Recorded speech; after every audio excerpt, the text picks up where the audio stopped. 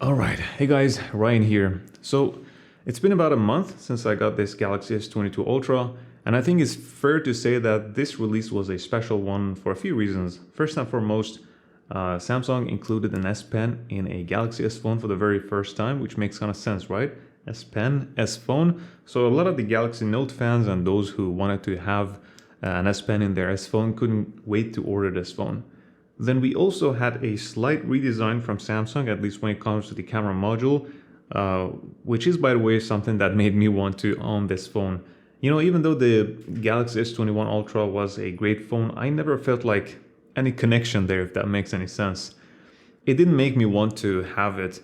And the camera specs of the S21 Ultra and S22 Ultra are quite the same. So bottom line, for me, the new design was an important factor. So these two things alone, the new design and S Pen, were the reasons so many people wanted to buy this phone. So overall, I have no problem with the design or the fact that it has a curved display. You know, some people do prefer the flat display of the Galaxy S22 and S22 Plus, and that's because you might accidentally trigger a touch on a curved display.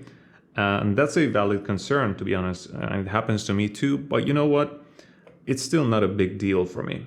By the way, I have the exclusive graphite color, which I really like, and it matches my t-shirt. So the next logical thing for me to review was the user experience and the performance of this phone. So one of the first things I did was to run a benchmark test. I understand that these tests can sometimes be quite meaningless, but they matter to some of us. So using Geekbench 5, this is the test that I ran when I got the phone, and this one is the one after about a month. Now, one thing you need to bear in mind is that I have the Exynos version, not the Snapdragon, but in many respects, they are more or less the same. Otherwise, it wouldn't make sense for Samsung to use two very different SoCs in terms of performance on the same device. And as it turns out, Samsung deliberately caps the performance on games on both of these CPUs. Although just some days ago, I got an update and one of the changes was that the CPU and GPU performance won't be limited in the beginning stages of playing games. It's a little hard to decipher what exactly the beginning stages mean for Samsung, but still good to hear that Samsung has actually done something about this. Having said that, I played a few games and the phone can get warm quite quickly. And even after the update, the same issue persists. Now, the phone getting warm is not a problem on its own. It's how fast it gets warm and how hot it gets that are the concerns. So I played a few games for about an hour and nothing crashed and the performance was alright too. On a game like Call of Duty, I was able to select highest graphics settings, but doing that prevented me from selecting maximum frame rate, which is more preferable on a competitive high-speed multiplayer shooting game. So you'd probably want to lower the graphics a notch and max out the frame rate. The good news is that nothing crashed, like I said, but it doesn't matter for me that much because I don't really play games on my phone. As far as the S Pen, the experience has been great. I've always been a big fan of the S Pen, and now that the latency is only 2.8 milliseconds, it feels even better.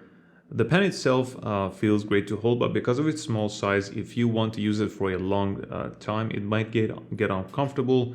And for that, perhaps having a larger stylus might be beneficial if you don't have a tablet. And I really like it that when you eject the S Pen, you can immediately start writing or drawing. So there is no need to unlock the phone, which is just a great feature. And it has a small button on the side that you can use as an eraser or other things. And I also love that this S Pen comes with the same color as the phone on this exclusive model. I then used the Clip Studio Paint to do some artwork, and I was disappointed that it was slow and the latency was much more than 2.8 milliseconds. Definitely not 2.8 milliseconds, especially for certain brushes, this lag was more visible. This is not something you want to see on a flagship phone in 2022.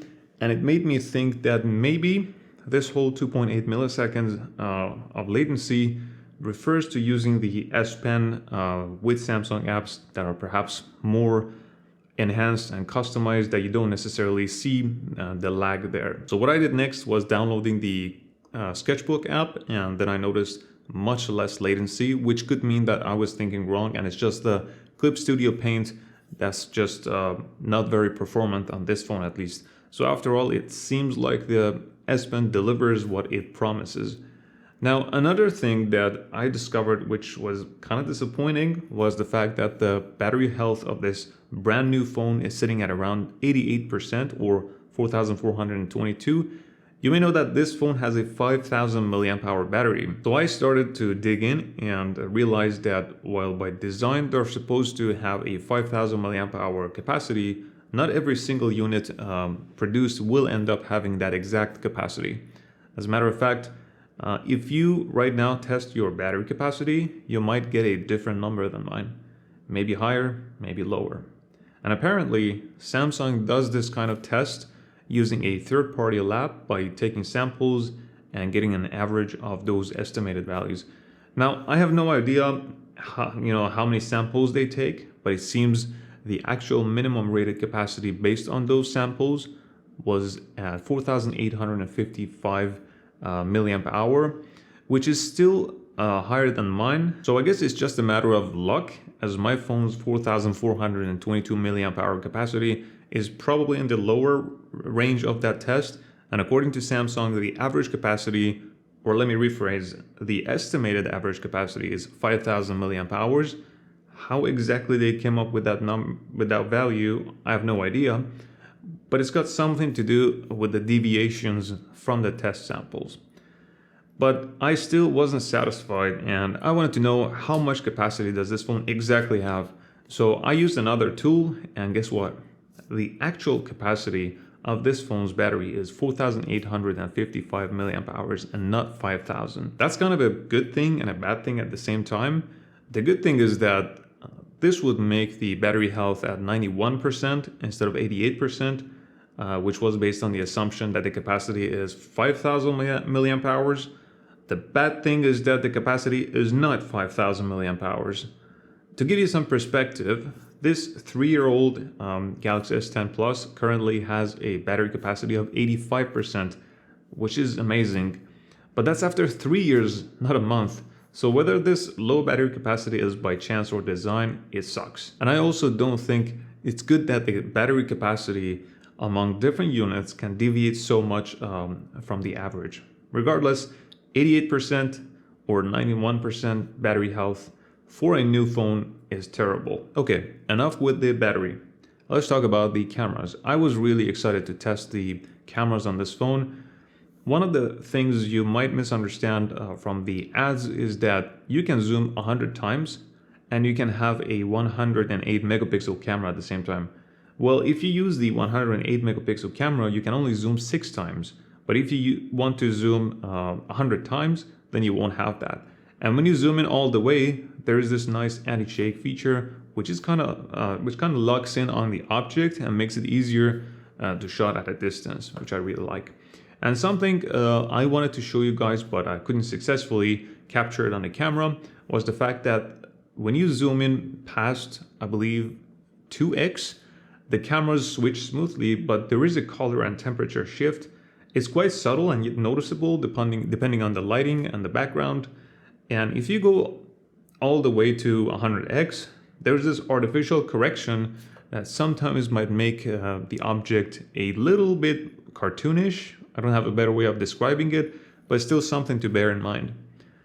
The part that really threw me off was again about performance. See, Samsung has been an advocate of having higher megapixels on their phone cameras. The problem is that having a 108 megapixel camera requires a ton of processing power, and after using it for a while, it felt like it doesn't belong to this phone. And that's because of this. The last thing you want to see in your flagship phone is a loading indicator after taking a shot.